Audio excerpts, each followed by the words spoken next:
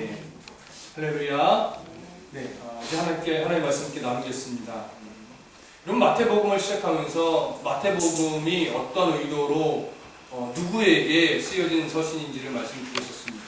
마태복음은 사도 마태가 유대인들을 향해서 예수님이 왜 이 땅에 오셨고, 예수님이 이 땅에 오셔서 무슨 일을 하셨으며 왜 죽으셨고 부활하셨는지 그 이유와 내용들을 바르게 가르쳐주기 위해서 기록한 책이 바로 마태복음입니다.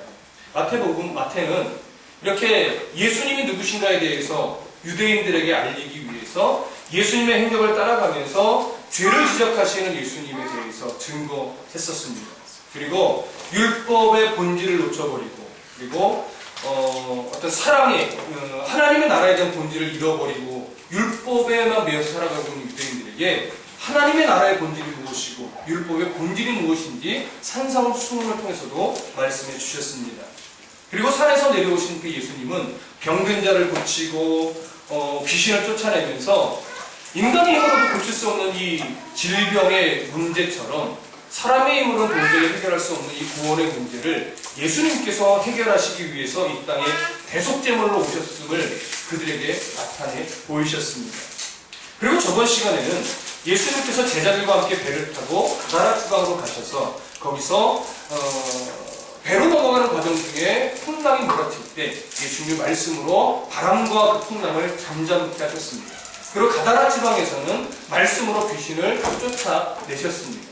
그것을 통해서 예수님께서는 이제 하나님께서 예수님이 하나님으로서 만물의 어떤 권세자이고 주권자이심을 스스로 드러내셨습니다. 그리고 이제 오늘 본문을 통해서 예수님께서 앞으로의 십자가의 사역으로서 드러내 보이시는 것이 무엇이냐면 내가 죄를 사하는 권세를 가진 존재이다. 이것을 이제 드러내 보이실 때가 되었던 것입니다. 그 예수님이 죄를 사하는 권세를 가지고 있다라고 하는 것이 결국 무엇이냐면 예수님이 갖고 계시는 메시아성입니다. 죄를 사하는 권세는 인간으로서는 도저히 할 수 없는 일입니다. 하나님만이 하실 수 있는 일이고 그 하나님만이 하실 수 있는 일임을 유대인들은 다 알고 있었고 이것에 접촉될 때는 늘 신성모독죄로 그들을 돌로 쳐 죽였었습니다. 그런데 예수님은 오늘 본문에서 중풍병자를 고치시면서 죄를 사하는 권세를 자기가 갖고 계심을 드러내셨다라고 하는 것이죠. 오늘 그 내용들을 오늘 구체적으로 살펴보고자 하는 것입니다. 1절과 2절을 다시 한번 우리가 한 목소리로 읽어보겠습니다. 시작. 예수께서 배에 오르사 건너가 본 동네에 이르시니 침상에 누운 중풍병자를 사람들이 데리고 오거늘 예수께서 그들의 믿음을 보시고 중풍병자에게 이르시되 작은 자야 안심하라 내 죄사함을 받았느니라. 가다라 지방에서 예수님이 귀신을 쫓아내시고 자신이 쫓겨났어요. 기억하시죠? 귀신을 쫓아냈더니 이 사람이 하나님의 능력을 힘입었다라고 말을 했지만 자신들이 손해보는 것이 싫어서 예수님 떠나가 주십시오. 그래서 예수님을 쫓아냈습니다. 그래서 어디로 예수님이 이제 가셨냐면 처음 여행을 출발했던 가버나움 지역으로 가셨던 겁니다. 본 동네로 가셨습니다. 그때 예수님이 가버나움에 오셨다는 소식을 듣고 여러 사람이 중풍병자를 데리고 예수님께 온 것입니다. 마태는 굳이 이 중풍병자를 어떻게 해서 예수님께 오게 했는지에 대해 상세하게 기록하고 있지는 않지만 마가복음이나 누가복음을 보면 사람들이 너무 예수님이 계신 자리에 많아서 그를 사람들을 뚫고 들어갈 수 없기 때문에 지붕으로 올라가서 흙으로 이렇게 진이게서 된 지붕을 뚫고 줄에 매달아 내렸다라고 다른 복음서는 기록을 하고 있습니다. 근데 이렇게 중풍병자를 데리고 온 그 한 4사람 정도 되겠죠. 한 4 모퉁이에서 그 사람들의 믿음을 보시고 예수님이 뭐라고 말하냐면 작은 자야 안심하라 내 죄사함을 받았느니라 이렇게 말합니다. 중풍병자의 그 병을 고치시면서 그 죄사함의 선포를 하신 예수님은 그 근거를 뭐라고 말하냐면 그들의 믿음을 보시고 이렇게 말하고 있는 겁니다. 그들이 갖고 있던 그 믿음, 그들은 누구일까요? 바로 중풍병자를 데리고 왔던 서너 사람, 몇 명인지 정확하게 알 수 없지만 그 사람들의 믿음일 겁니다. 그런데 중요한 건 뭐냐면 그들이 갖고 있던 믿음이 뭐냐라고 하는 거예요. 그들이 그들이 갖고 있던 믿음이 무엇이길래 예수님이 그들의 믿음을 보시고 중풍병자를 고치시면서 죄사함의 선포를 해주셨냐라고 하는 것이죠. 그들이 갖고 있던 믿음이 과연 예수님을 하나님의 아들로 인정하는 그런 믿음이었을까요? 예수님이 정말 메시아야 이것을 인정하는 믿음이었을까요? 그렇지는 않을 겁니다. 마태복음의 일관되게 흘러가는 흐름 속에서 아직 이스라엘 백성들 중에 예수님을 정말 메시아로 인정하는 믿음은 아직 없었습니다. 이들도 그런 믿음을 갖고 있었다라고 보기 어렵습니다. 다만 그들이 갖고 있던 믿음은 뭐였냐면 세상의 의사들도 이 중풍병을 고칠 수 없습니다라고 포기했었고, 그리고 세상의 수많은 사람들이 이 중풍병은 나병과 같이 하나님의 저주를 받아서 생긴 아주 부정한 병이라고 취급됐던 병이었습니다. 그렇기 때문에 많은 사람들은 이 중풍병자에게 뭐라고 했냐면 손가락질하면서 하나님의 저주를 받은 사람이야, 부정한 사람이야, 가까이 가기를 꺼려했고, 격리되어 사회에서 이렇게 밖으로 밀쳐내진 사람은 아니지만 그럼에도 불구하고 그와 가까이 하기를 사람들이 싫어했고 두려워했습니다. 하나님의 저주를 받았다고 여김받았기 때문에 그렇습니다. 그렇기 때문에 세상도 포기했고 버림당했고 아무도 고칠 수 없는 이 질병을 그들 안에서는 그래, 우리가 소문으로만 들어왔던 예수님이라면 이 병을 고칠 수 있을 거예요. 그들이 갖고 있던 수준의 믿음은 아직은 이 정도의 수준의 믿음입니다. 근데 그 믿음을 예수님이 보셨습니다. 그 믿음을 보시고 이 중풍병자를 고치시는데 네 병이 나았다라고 말하지 않고 뭐라고 말해요? 네 죄가 용서됐다. 오늘 본문의 말씀대로 하면 작은 자야 안심해라, 내 죄사함을 받았느니라, 이렇게 말하는 겁니다. 근데 여러분, 예수님이 지금 이 중풍병자를 향하여 내 죄사함을 받았느니라고 말할 때 그 앞에 조금 의아한 하나의 단어가 들어가 있습니다. 그게 뭐죠? 안심하라. 안심하라. 무엇에 대한 근심을 이 중풍병자가 갖고 있었길래 안심하라라는 말을 하면서 네 죄사함을 받았느니라 이렇게 말합니다. 그것은 나병 환자도 그렇고 나병 환자의 가족인지 친구인지, 중풍병자도 그렇고 중풍병자의 친구인지 가족인지는 모르겠지만 그들이 데리고 올 때 그들의 믿음은 예수님께 나아가면 이 병을 고칠 수 있을 거야, 이 믿음이었어요. 여러분, 신앙의 시작은 이런 믿음일 수밖에 없습니다. 신앙의 첫 걸음이 하나님이 구원자야, 메시아야, 내가 그분께 나가면 천국의 소망을 가질 수 있어, 이렇게 믿음이 시작되는 경우는 사실 극히 드뭅니다. 대부분 신앙의 첫 출발점은요, 기복적이에요. 대부분의 신앙의 출발점은 병고침을 받고 싶거나 문제가 해결되고 싶거나 너무 세상에 살아가기 고통스러워서 하나님께 나아가면 좀 평안을 얻으려고 하나, 이런 다분히 기복주의적인 성향으로 신앙의 첫걸음이 시작될 수 있다는 겁니다. 무슨 말씀인지 이해되시죠? 그래서 저는 어떤 신유 집회, 은사 집회 이런 것을 별로 좋아하지 않는 목사이지만 그럼에도 불구하고 그 부분을 인정하는 이유는 뭐냐면 그렇게 해서 신앙의 첫걸음이 될 수 있다는 겁니다. 첫 신앙을 그렇게 병고침을 받거나 은사를 통해서 하나님을 만날 수는 있다라고 하는 거예요. 그런데 신앙의 여정이 10년이 되고 20년이 되고 30년이 됐는데도 아직까지도 신유에 매여 있고 은사에 매여 있으면 그것은 아직은 뭐예요? 건강한 신앙으로 나아갈 수 없어요. 출발점은 그렇게 갈 수 있습니다. 자, 오늘 이 중풍병자도 신앙의 첫걸음이 이렇게 됐던 겁니다. 근데 예수님은 병고침을 위해서 나온 그 중풍병자에게 뭐라고 말하냐면 안심하라 라고 말을 하는 거예요. 이 안심하라는 것은 뭐냐면 그 중풍병자가 병을 고침을 받기 위해서 사실은 끌려오다시피 오기는 했지만 예수님은 그 중풍병자가 갖고 있는 정말 가슴속에 두려움을 알고 있다라고 하는 거예요. 정말 이 중풍병자의 가슴속에 맺혀있는 두려움이 이 병이 못 고치면 어떻게 되나, 이것이었을까요? 이것이었을까요? 여러분, 이런 예를 한번 들어보겠습니까? 장애우들이 가끔 다큐멘터리나 이런 TV를 보면 이런 고백을 하는 게 제가 종종 듣습니다. 장애인의 모습으로 밖에 이렇게 나가면 내가 장애가 있다는 것 때문에 힘든 것이 아니라 장애를 가진 나를 바라보는 그 시선이 더 힘들다라고 얘기해요. 여러분, 혹시 이런 얘기 들어보셨습니까? 저는 종종 들었습니다. 그들은 장애를 가진 것 때문에 힘든 것이 아니라 내가 장애를 가졌다라고 하는 것을 사람들이 마치 동물원의 원숭이 보듯이 바라보는 시선과 그것으로 괜히 이렇게 혀차는 그런 소리들, 이런 것들이 싫은 거예요. 그래서 그들은 그냥 정상인처럼 대우해달라고 하는 그런 말들을 종종 합니다. 나를 장애인처럼 대우하지 마시고 그냥 정상인처럼 바라봐 주시고 정상인처럼 대우해 주세요. 그게 더 편해요 라고 하는 거예요. 오늘 중풍병자가 갖고 있던 가슴에 답답함, 힘듦, 두려움이 뭐냐면 병이 들어 아파서 힘든 것도 있지만 중풍병이 들어 한쪽이 마비되어 걷지도 못하고 말도 어눌한 이것도 될 수 있지만 세상 사람들이 하나님의 저주를 받은 사람이야 부정한 사람이야라고 손가락질하는 그 손가락질이 싫은 거예요. 그리고 그 부정하다고 자기 스스로도 어떻게 해요? 여길 수밖에 없어요. 내가 정말 하나님께 저주를 받아서 이렇게 부정한 병에 걸린 건가? 이렇게 가슴이 먹먹하고 안타깝고 두려운 거예요. 그렇게 저주에서 풀려나지 못하면 결국은 그 사람은 어디 갑니까? 그들의 신앙 속에서 지옥에 가요. 하나님의 나라에 갈 수 없는 그들의 문화와 그들의 신앙 속에서. 예수님이 바라는 건 그거예요. 정말 그 중풍병자가 갖고 있던 문제와 그가 갖고 있던 두려움은 외적인 병의 문제가 아니라 그가 갖고 있던 하나님 나라에 대한 부정한 자라고 손가락질 받고 하나님께 저주받았다라고 손가락질 받는 바로 그 부분이라는 것을 예수님은 알고 있었던 거예요.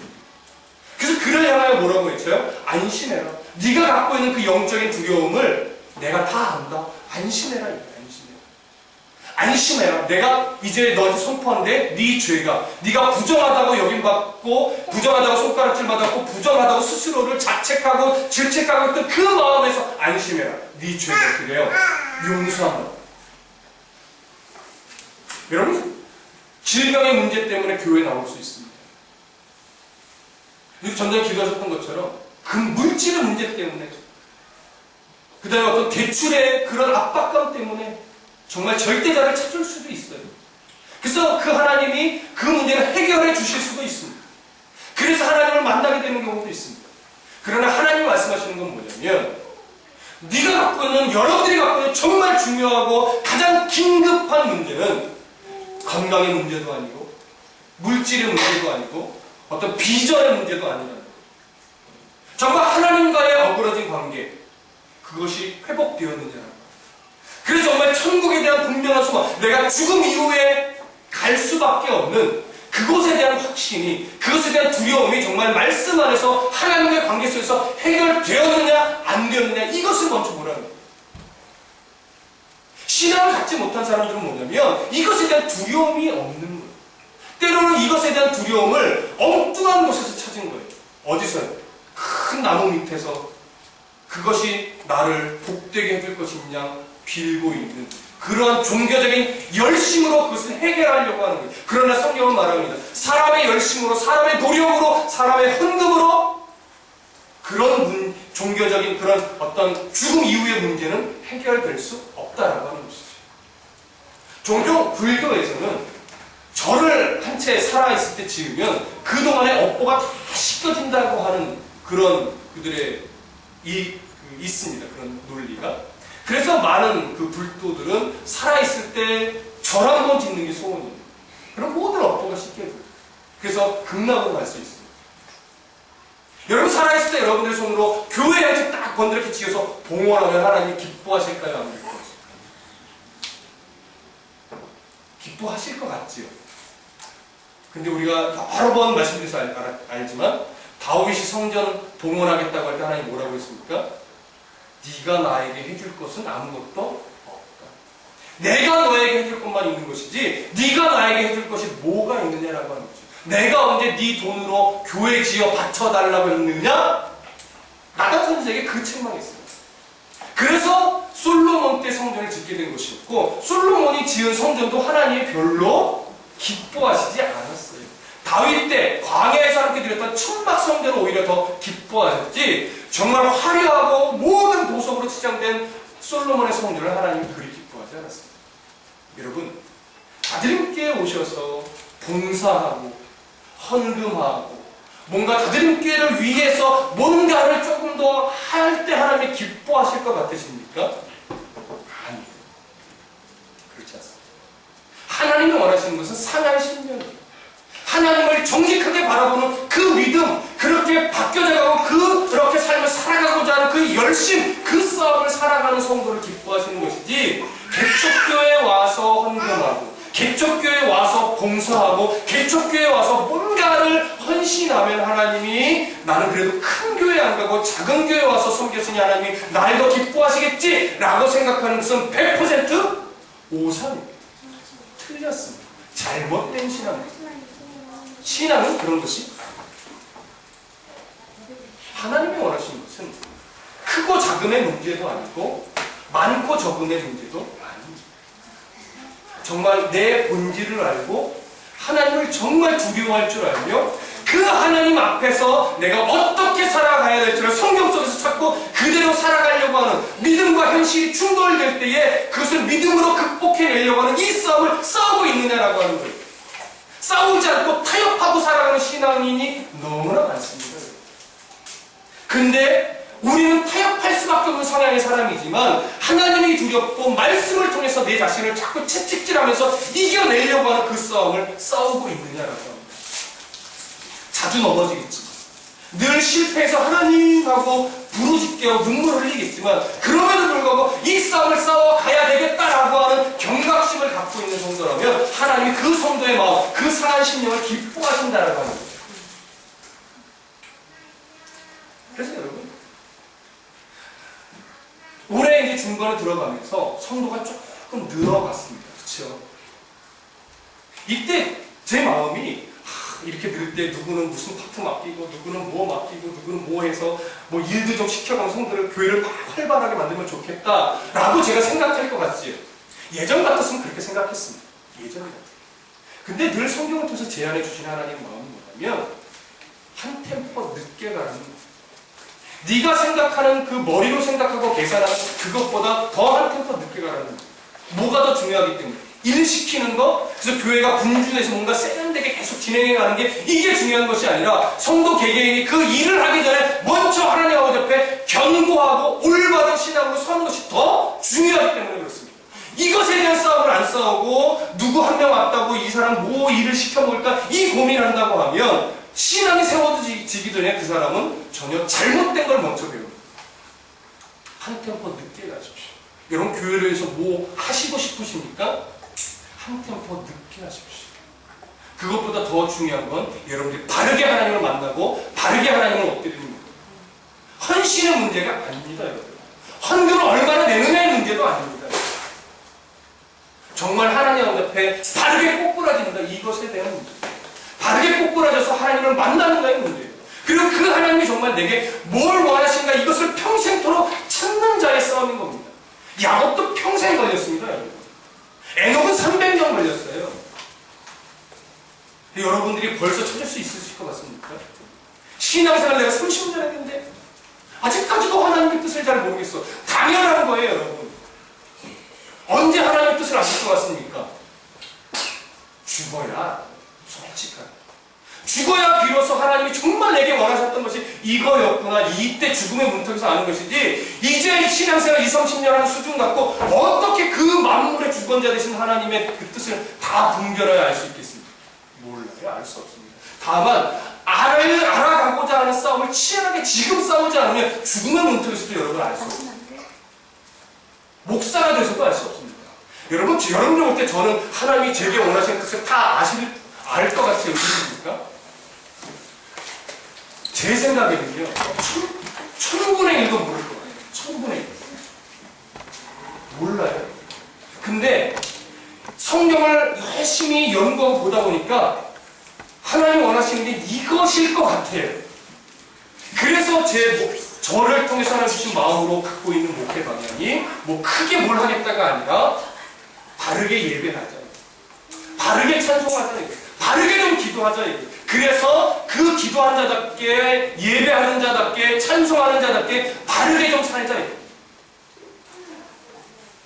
그래서 예수님이 중풍병자에게 안심하라. 네 죄가 용서받았느니라고 하는 거예요. 근데 문제는 뭐냐면 그렇게 선포하시는 예수님의 그 음성을 듣는 주변에 있던 서기관들이에요. 율법 교사들이에요. 그들이 속으로 뭐라 했냐면 저 사람이 신성모독을 한다 이거예요. 신성모독. 그들이 신성 모독한다고 하는 이유가 뭡니까? 근거가. 예수님을 아직까지도 뭘로 봐요? 사람으로 보고 있단 말이에요. 사람으로서 어떻게 죄 사함을 선포할 수 있느냐 이거죠. 하나님만이 하실 수 있는 선포예요.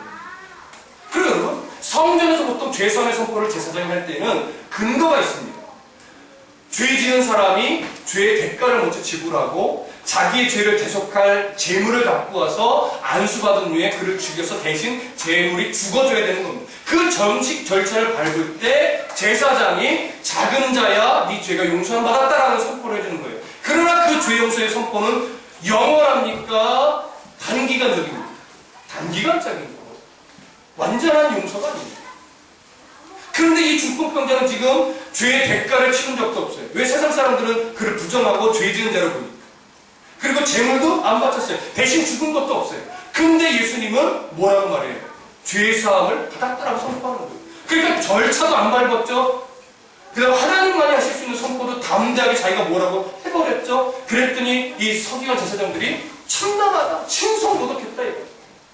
그때 예수님이 그들의 마음을 이미도 알고 있었죠. 그리고 그들이 그렇게 생각할 것도 알고 계셨죠. 그래서 그들에게 뭐라고 말합니까? 4절, 예수께서 그 생각을 아시고 이르시되 너희가 어찌하여 마음에 악한 생각을 하느냐. 그저 율법적으로 옳은 생각을 했습니다. 율법적으로. 그러나 예수님 중심지를 모르는, 예수님의 중심에 없는 판단을 내렸어요. 정죄하는 판단이었어요. 그래서 악한 생각이라고 하는 겁니다. 악한 생각. 예수를 죽여야 되겠다라고 하는 생각이죠. 그래서 예수님이 뭐라고 말하냐면 5절에 이렇게 말합니다. 함께 읽어보죠. 너무 중요하기 때문에. 시작. 네 죄사함을 받았느니라 하는 말과 일어나 걸어가라는 말 중에 어느 것이 쉽겠느냐. 자, 여러분, 죄사함을 받았습니다 라고 선포해 주는 것과 병이 나았으니까 일어나 걸어가라 하는 말과 어느 말이 쉽습니까? 여러분들은 다 어렵죠? 네, 우리는 다 어렵습니다. 근데 물론 우리는 할 수 없지만 오늘날의 시각으로 보면 사실 죄사함의 선포가 더 입으로 쉬울까요? 일어나 걸어, 중풍병자에게 일어나 걸어가라는 말이 더 쉬울까요? 오늘날 우리들 문화 속에서는 죄사함의 선포가 오늘날 우리 문화에서는 더 쉬워요. 왜요? 증명하지 않아도 되잖아요. 뭐라 그러면 영적인 일이야. 이 한마디면 끝나는 거죠. 저도 말할 수 있어요. 죄사함을 받았습니다. 어떻게 알아요? 영적인 일이잖아요. 그걸 못 봐요? 믿음이 없군요. 이러면 끝나는 거예요. 그렇지 않습니까? 근데 일어나 걸어가라 하면 그 고쳐져야지 일어나 걸어가는데 그거 안 걸어가면 어떻게 해요? 우리의 문화 속에서는 그렇습니다. 그러나 예수님은 지금 그런 의도가 아니라 뭐가 더 어렵다라고 하는 것이냐면 죄사함의 선포가 더 어렵다라고 하는 것입니다. 이유는 그들의 문화는 지금 우리들의 생각과 다르기 때문이에요. 그들의 문화 속에서는 뭐냐면 죄사함의 선포는 일단 누구만 할 수 있어요? 하나님만 할 수 있습니다. 근데 그럼에도 불구하고 죄사함의 선포를 했다면 죄사함의 선포를 할 수 있는 권세를 함께 부여받았다라고 하면 뭐가 있어야 돼요? 증거가 있어야 돼요. 증거가. 그래서 당시에 출현했던 수많은 이단들이 얼마나 많았겠습니까? 거짓 선지자들이 얼마나 많았겠습니까? 그럼에도 불구하고 그들은 하나같이 뭐를 안 했었냐면 죄사함의 선포는 안 했었단 말이에요. 왜? 증거가 안 나타나면 꼼짝없이 신성 모독죄를 받아서 돌에 맞아 죽으니까. 이해되시죠? 그런 것을 알면서도 예수님은 뭘 해요? 죄사함의 선포를 했어요. 그리고 그 근거를 이렇게 말합니다. 자, 6절 다 같이 읽습니다. 시작. 그러나 인자가 세상에서 죄사하는 권능이 있는 줄을 너희로 알게 하려 하노라. 자, 여기까지입니다. 예수님이 일부러 이제 대놓고 드러내시는 거예요. 인자가, 여기 인자라는 말은 사람의 아들이라는 말이지만 신학적인 표현으로는 보면 이 인자라는 말은 하나님의 아들이라는 그런 고유명사처럼 되어 있는 겁니다. 신학적인 용어예요. 그러니까 그 당시 사람들이 예수님이 드러낸 거예요. 내가 하나님의 아들이라 이거. 내가 하나님의 아들로서 내가 죄사함의 권세가 있다는 것을 너희들이 알게 하려고 내가 지금 이 중풍병자에게 뭐예요? 죄사함의 선포를 했다 이거. 그리고 나서 더 중요하죠. 중풍병자에게 말씀하시되 일어나 내 침상을 가지고 뭐예요? 집으로 가라. 이것이 왜 중요하냐면 중풍병자의 질병이 고쳐짐으로 예수님의 죄 선포가 효력을 발휘했다고 하는 뭐가 돼요? 증거가 되는 거예요. 그래서 병 나은 것을 선포하지 않으신 거예요, 예수님이요. 죄 사함을 선포했고 죄가 사해졌기 때문에 저주받았다, 부정하다고 여겨지던 그 병이 어떻게 다 떠나가는 거예요. 그런 상징적인 의미, 증거가 된 겁니다. 그래서 그 나병한 중풍병자가 일어나서 걸어갈 때 그 뒷모습이, 그 걸어가는 모습 자체가 뭐에 대한 증거가 된 거예요? 예수님의 하나님의 아들이심에 대한 증거가 된 거예요. 그걸 보실 수 있어요. 그렇다라고 하면 예수님이 중풍병자에게 네가 죄사함 받은 것을 나가서 증거하고 알려라, 너 전도해야 된다, 이거 얘기했습니까? 안 했어요. 그냥 일어나 걸어가라 이거예요. 예수님이 오늘날 우리에게도 요구하지 않습니다. 전도 많이 하세요? 이거 요구하지 않습니다. 물론 내 증인이 되라 말씀하셨죠. 근데 증인이 되라는 말씀이 입으로 전도지 오늘 이런 1000장 돌려야 하나님이 칭찬받습니다. 100장 돌려서는 안 됩니다. 이러한 열심을 요구하는 거냐고요. 그거 아니란 말이에요. 예수님이 말씀하신 이것은 뭐냐면 오늘날 우리들이 삶의 일상의 삶 속에서 뭐가 증명되어지죠? 하나님이 증명되어지죠. 근데 그 일상의 삶이 뭐냐면 중풍병자처럼 구원받은 백성으로서 걸어가는 그 걸음만 걸어가면 된다 이거예요. 이 말이 이해되십니까? 중풍병에 뭘 요구한 것이 아니라 네 죄 사함을 받았으니 일어나 모여 걸어가라 이거예요. 그는 그냥 걸어갔어요. 근데 그 걸어가는 뒷모습이 하나님의 아들 되신 예수 그리스도에 대한 뭐가 됐어요? 증거가 됐단 말이에요. 그러니까 그 걸음은 그냥 건강한 사람이 걸어가는 것과 중풍병자가 병 나서 걸어가는 것과 모양새는 같지만 걸어가는 의미는 전혀 다르죠. 전혀 다르죠. 예수 믿는 사람이 세상을 살아가는 모습과 믿지 않는 사람이 세상을 살아가는 모습이 다릅니까? 같습니까? 같아요, 여러분. 예수 믿는 사람이 걸어가는 걸음에는 막 황금빛이 일어나는 거 아니에요. 예수 믿는 사람은 자녀 문제로 고민 안 합니까? 해요. 예수 믿는 사람은 자기 자녀가 대학에 떨어지면 마음이 안 아픕니까? 아파요. 예수 믿는 사람은 척척 승진합니까? 아니요. 승진 못하고 만년 대리로 이렇게 살아가는 예수 믿는 사람도 있어요. 예수 믿는 사업가는 부도 안 납니까? 똑같이 납니다. 일상을 살아가는 모습은 전혀 믿지 않는 사람과 다르지 않은 거예요. 그런데 뭐가 예수 믿는 사람은 다를까요? 살아가는 이유와 가치관이 달라요. 그러니까 세상 사람들과 똑같은 어려움을 겪어도 그들과 똑같은 이유로 근심하지 않는 거예요. 그게 달라야 돼요, 여러분. 근데 똑같은 어려움을 겪었을 때 갖고 있는 고민과 근심이 똑같은 이유인 거예요. 많은 사람들이 부모의 유산으로 싸웁니다. 외국의 유명한 사람들도 부모의 유산 갖고 싸우고 음해하고 음모하는 일이 허다합니다. 근데 문제는 예수 믿는 사람도 그런 경우가 많다라는 거예요. 새벽 예배를 드려요. 수요 예배를 드려요. 모여서 가족 예배도 드려요. 근데 부모가 죽을 무렵에 재산 갖고 가정 예배 드리던 그 가정이 재산의 문제, 유산의 문제 때문에 파탄이 일어나서 법정 소송에 들어갑니다. 안 됩니다. 틀렸습니다. 잘못 믿은 겁니다. 그 중심에 하나님이 수백 번을 가정 예배 드렸어도 그 중심에 하나님이 없었습니다.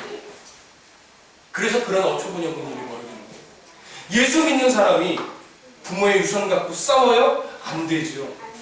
틀렸죠. 잘못됐죠. 그 걸음에 하나님이 원하시는 걸음이 없었던 겁니다. 그 예배에 하나님을 중심에 둔 두려움이 전혀 없었던 겁니다. 잘못된 기도만 늘 했었던 겁니다. 그러니까 그들은 이렇게 기도했을 거예요. 하나님, 지금 부모님 죽으실 날이 얼마 안 남았는데 첫째보다 막내인 제가 더 유산을 주의 은혜로 받을 수 있게 해주십시오. 여러분 좀 코웃음이 나오시죠? 근데 진짜 그렇게 기도한다니까요. 그러한 신앙인이 아직까지도 많다라는 것이 우리의 가슴을 쳐야 될 일인 거예요. 그게 주의 은혜예요? 그게 하나님을 두려워하는 자의 모습이에요? 여러분, 오늘 예수님이 말씀하신 것은 구원받은 자답게 중풍병자처럼 걸어가는 삶을 살아가라는 거예요. 드러내 보이셔야죠. 자, 그러면 어떻게 살아가는 것이 중풍병자, 구원받은 중풍병자처럼 믿음의 걸음을 걸어가는 삶일까요? 제가 이 결론을 참 고민을 많이 했습니다. 어떻게 이것을 좀 여러분들 가슴속에 좀 다 새겨지도록, 그리고 제 가슴속에서 지워지지 않도록 이것을 결론을 내릴 수 있을까? 고민하다가 제가 이렇게 내렸습니다. 그리스도인의 삶, 구원받은 자의 삶은 융통성 있는 원칙주의자의 삶이다라고 저는 정리를 해봤습니다. 무슨 의미입니까? 남을 정죄하는 원칙주의자가 되시라는 건 아닙니다. 하나님의 시선을 의식할 줄 아는 원칙주의자가 되셔야 됩니다. 타인에게는 예수 믿지 않는 사람이라거나 성도 이웃에게는 아주 융통성 있는 자가 되어야 돼요. 그러나 나 자신에게는 무서울 정도로 냉정한 원칙주의자, 이 원칙주의자가 되셔야 돼요. 그러나 이 원칙주의자라고 하는 것은 단순히 도덕적이고 윤리적인 원칙주의자로 말씀드리는 것이 아닙니다. 하나님을 두려워할 줄 아는 원칙주의자가 되시라는 겁니다. 내가 이렇게 말할 때 하나님이 기뻐하실까? 내가 이런 행동을 할 때 하나님의 영광 받으실 수 있을까? 이러한 철저하고 아주 냉혹한 잣대를 나에게 대시라는 거예요. 근데 타인에게는요, 바보스러울 정도로 좀 너그러워지셔야 돼요. 이게 말이 쉽지. 정말 어려운 겁니다. 그래서 예수 믿는다는 것이 어려운 거예요. 예수 믿는다는 것이 쉽다고 생각하시는 사람, 아마 참 고상하게 믿고 싶은 사람일 겁니다. 그러나 예수 믿는다는 것은 이렇게 어려운 겁니다. 내가 죽고 예수 사는 이 싸움 싸우는 건데 어떻게 예수 믿는다는 것이 편하고 쉽고 여유있고 고상할 수 있겠습니까? 타인에게는 융통성 있고 내 자신에게 냉혹할 정도로 원칙주의자가 되려면 그 속사람이 싸워야 될 싸움은요, 정말 치열한 전투가 아니면 그렇게 될 수 없는 겁니다. 그러나 이렇게 살아가는 싸움에서 너무나 자주 넘어진다 할지라도 이 싸움을 싸워가려고 몸부림친다면 그 흔적 속에서 결국은 내가 드러나지 않고 하나님이 드러날 수밖에 없는 겁니다. 그러니까 승리하시라는 말이 아니에요. 완벽하게 싸워 이기라는 말씀이 아니에요. 이 싸움을 싸워가려고 하는 몸부림을 치시라는 거예요. 그러면 하나님이 드러납니다. 그러면 여러분들의 뒷걸음을 보고 하나님을 많은 사람들이 볼 수 있습니다. 그것이 바로 구원받은 자의 삶입니다. 그것이 바로 중풍병자가 걸어가면서 증거했던 예수 그리스도십니다. 우리들의 삶 속에서도 삶의 흔적을 통해서 이렇게 예수 그리스도가 증명되어지시기를 간절히 소원합니다. 기도하겠습니다.